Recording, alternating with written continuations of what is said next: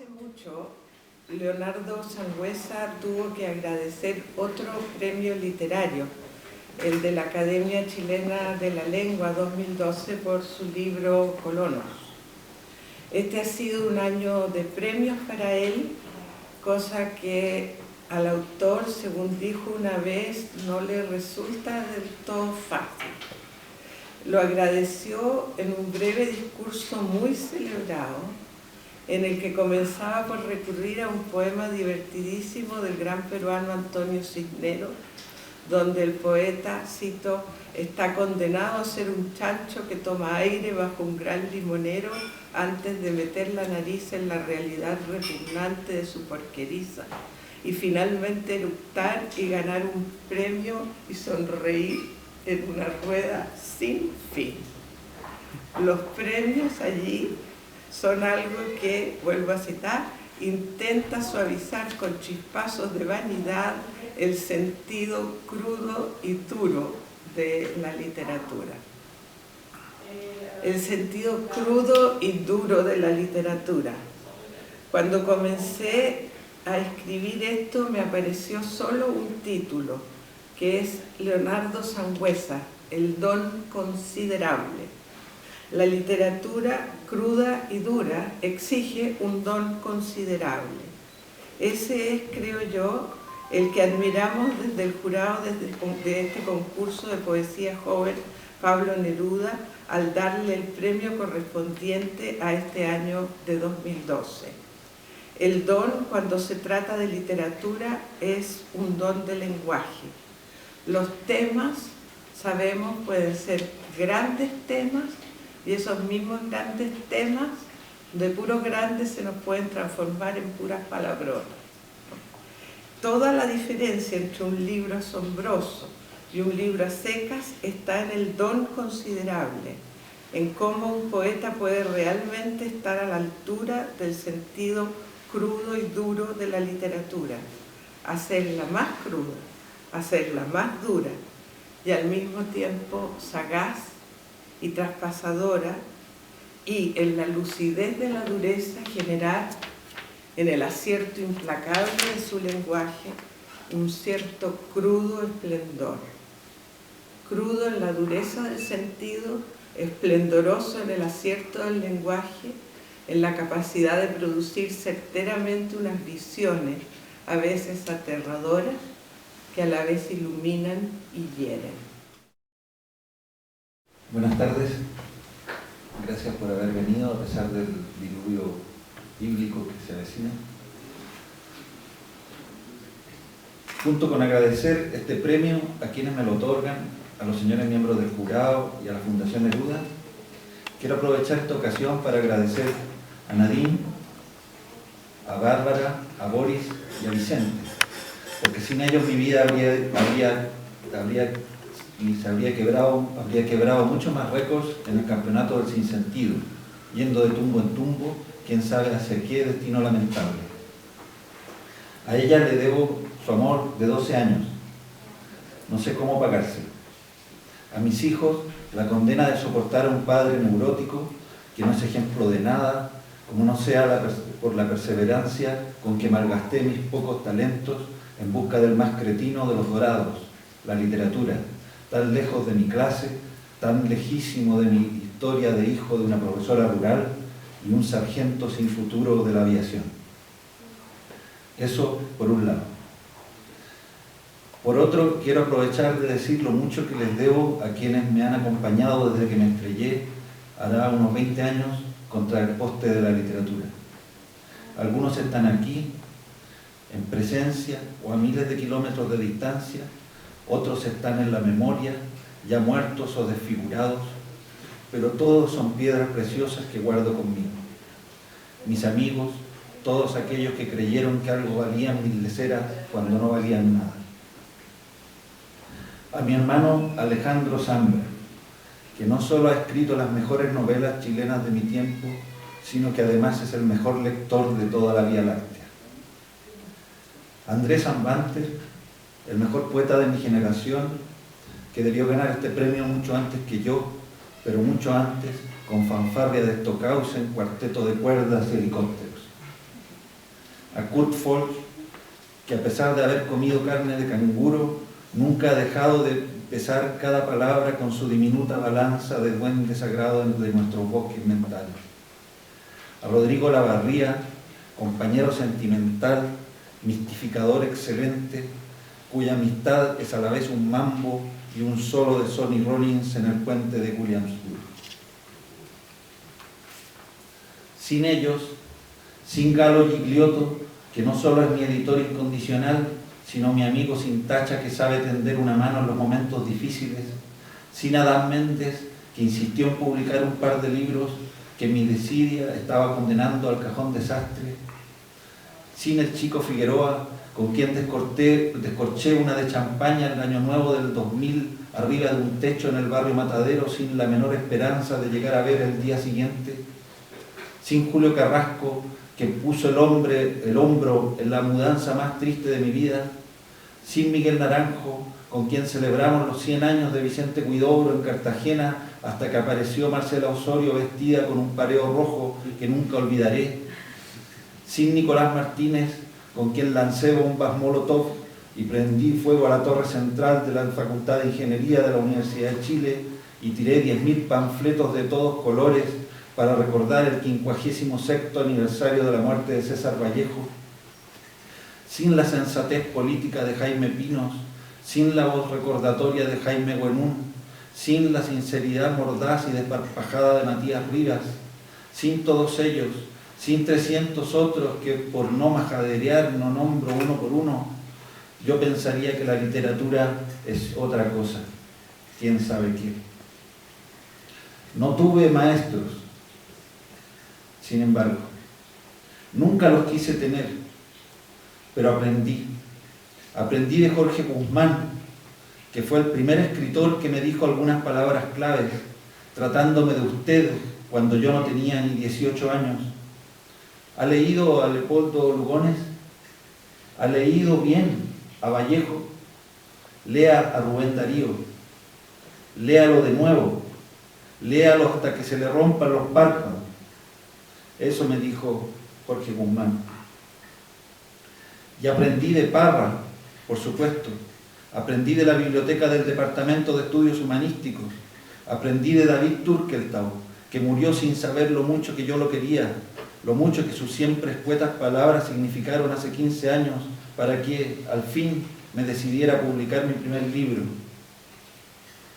Para terminar esta retahíla incompleta, echo mano al lugar común de que al final van los mejores.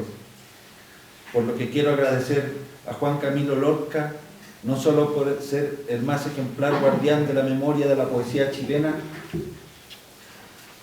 sino sobre todo por haber sido protagonista esencial y principal impulsor de mis primeros titubeos literarios. Y a Andrés Braithwaite, que además de ser el mejor editor periodístico y literario que haya habido jamás en Chile, es mi amigo hasta los huesos y con su amistad ha modificado sustancialmente mi manera de entender la literatura y aún el mero hecho de juntar una letra con la otra. Dicho lo anterior, vamos al premio. No es primera vez que el nombre de Pablo Neruda me sale al paso en calidad de estímulo, sino la cuarta. La primera fue en 1995, cuando estuve en el taller de poesía que se realiza aquí mismo. Algunos años más tarde, pero cuando aún era joven de verdad y no de mentiritas como soy ahora, gané un concurso organizado por la Universidad de Valparaíso, cuyo primer lugar se llamaba justamente Pablo Neruda. Los otros lugares se llamaban Vicente Huidobro, Enrique Lin, Juan Luis Martínez, en fin, había varias otras posibilidades, pero a mí me tocó el Neruda. Por si las moscas, al año siguiente volví a mandar unos poemas a ese concurso y volví a sacarme el mismo premio gordo con el nombre idem.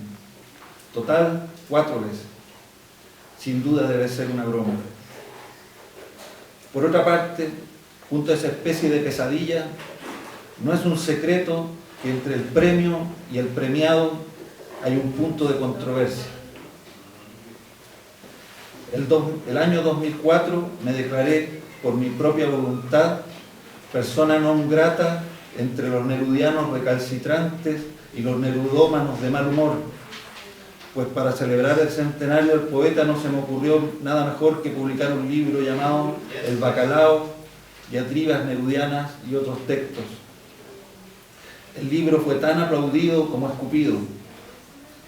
A partir de entonces, las puertas de esta casa parecieron cerrarse un poco para mí, aunque ahora estén abiertas de par en par.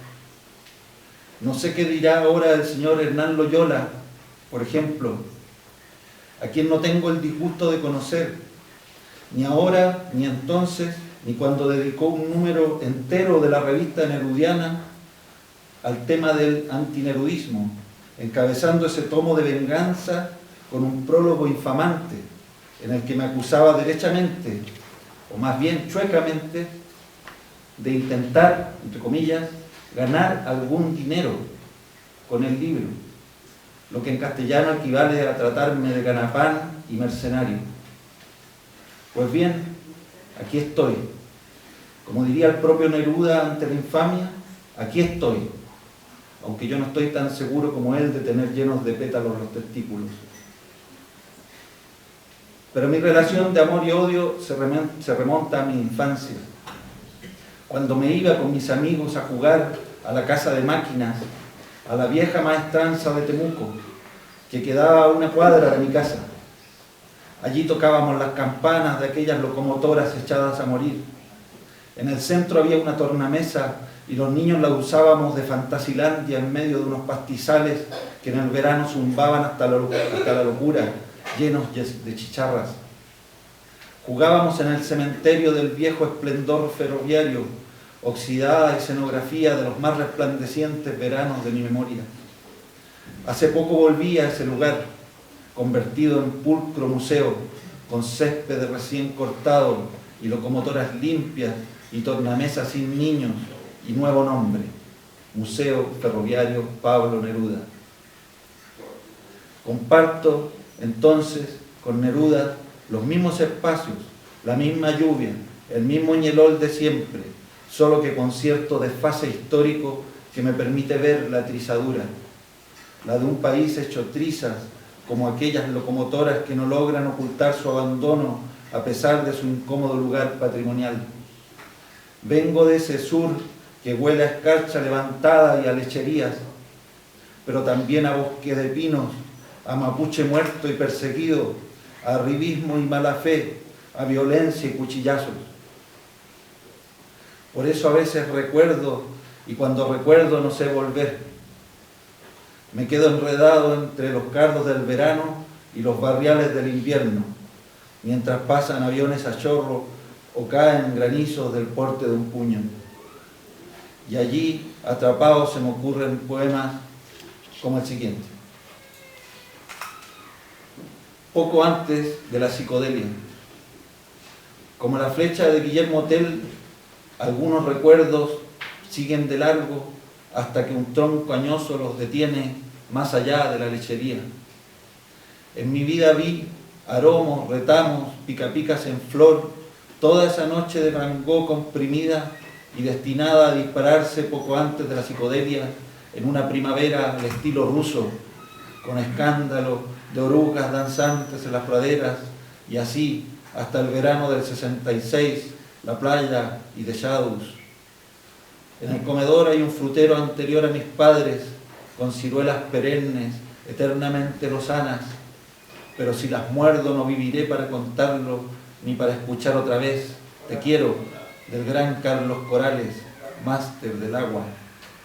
Algo como un letrero de no pisar el césped, no mentir, no fotografiar las obras maestras, solo apreciar la verdura y encontrar, quizás, el error, por cierto, ya sin fuerzas ni poder para enmendarlo. La memoria es para mí una trampa, un lugar al que uno llega sin saber cómo regresar.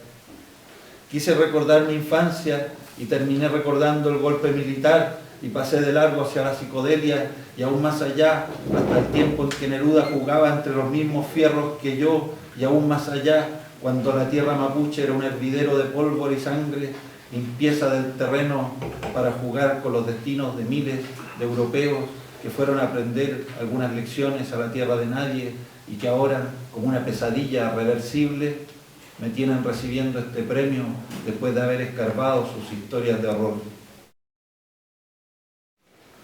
El miedo tiene los ojos grandes, escribió Chejov, a propósito del vértigo de una mujer casada que se asomaba a los abismos de la infidelidad. No por nada Chejov es Chejov, siempre sabe cuándo y cómo sublimar los sentimientos triviales sobre frágiles andamios de hipérboles y precisiones, porque hay cosas que simplemente no se podrían decir si no fuera mediante las banalidades de la experiencia.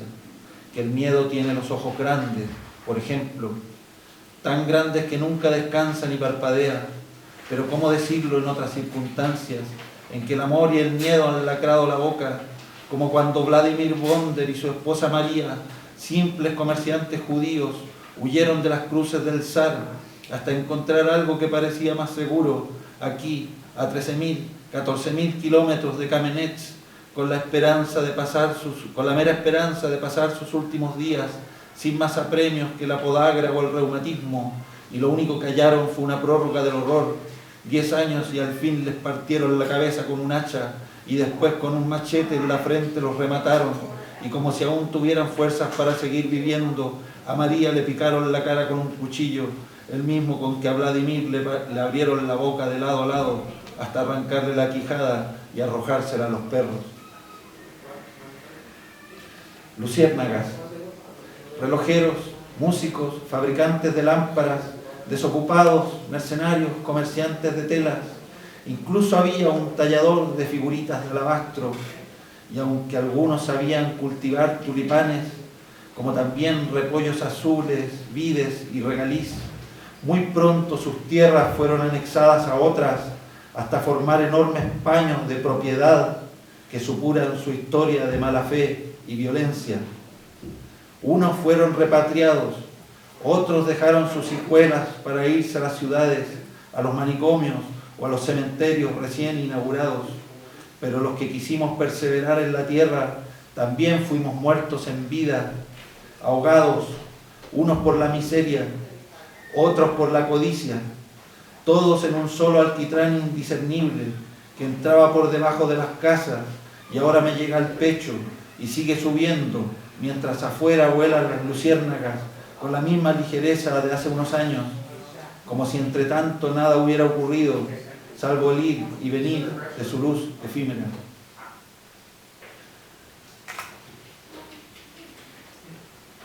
Y el final. Jacques Girardet. ¿Quién me obligó a probar la suerte de los colonos, ya viejo y enfermo, sin siquiera saber lo que es un arado, y encima con una esposa ya tarada y lamentable? 1000 veces pedí la repatriación, 1000 veces me la negaron, y la única ganancia de estos 15 años de aventuras es un divertido relato acerca de mi familia. Comencemos por la vieja. Apenas llegamos, le dio parálisis y se convirtió en una planta que babea. Después tenemos a mi hijo Jules, que ve monitos de colores arriba de los árboles y que babea tanto como su madre. Enseguida está mi hija Liz, casada con Charles Verot, un tarambana que además de golpearla y emborracharse, se encama con meretrices delante de ella y de mis nietos. Aquí llegamos a mi hija Marie, que igualó en la joda a su hermano Jules. A los dos los encerré en la casa de Orates. Y acabemos el relato con mi nieto Dulmo, bautizado así por el pastor Grimm, porque según él la colonia de Dulmo era próspera y bella, pero como Dios no entiende francés, el pobre Dulmo también terminó loco, perdido quién sabe a dónde, en la miseria absoluta. ¿Les gustó? Esa ha sido mi familia, pero si fuera poca la diversión, mírenme a mí, con 85 años a cuestas, llegaré a ver el nuevo siglo sin nadie a quien decir, oh, tantos años, y cómo, y cuándo, y para qué. Muchas gracias.